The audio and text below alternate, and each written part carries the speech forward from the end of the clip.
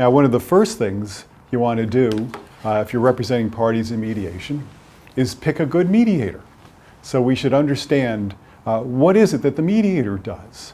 What makes a good mediator? Now, mediators do all sorts of things, and we've got some imagery here to think about it. You know, are mediators peacemakers? Do mediators help us foster understanding? Are there dollars involved? Are they helping us come to that dollar deal? Are they bridging the gap, solving a problem? We got the little puzzle pieces. Are they balancing justice and harmony and essentially stopping the fight, making peace? Mediators do all these things. And in order to do it, mediators play a role that's been differently characterized by different mediators, different theorists of mediation. So back in roughly 15, 20 years ago, in the 90s, Professor Len Riskin wrote a piece that he called a Grid for the Perplexed, in which he took a look at mediator orientations, the mediator's sense of what it was they were doing, what they were focused on. And what he found was that some mediators tended to be facilitators.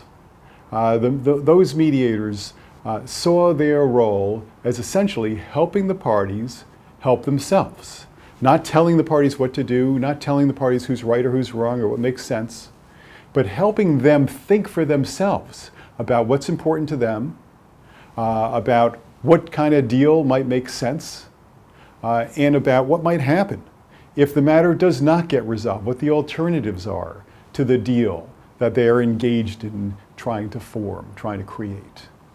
They facilitate the communications and reflections of the parties with each other and about oneself and the other.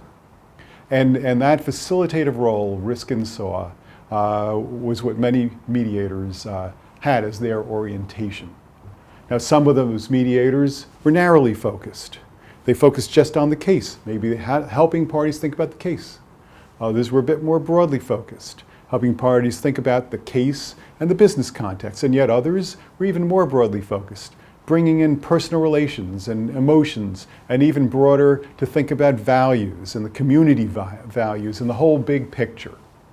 So there are the narrowly and broadly focused facilitators, and Riskin found there were also mediators who were oriented more towards being evaluative and directive, telling people who's right or who's wrong or what makes sense in a deal, or telling people what to do.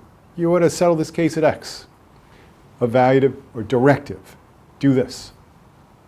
And those two could be narrowly focused, talking just about the case, or even broaden their way of looking at the world and what is okay to talk about in mediation.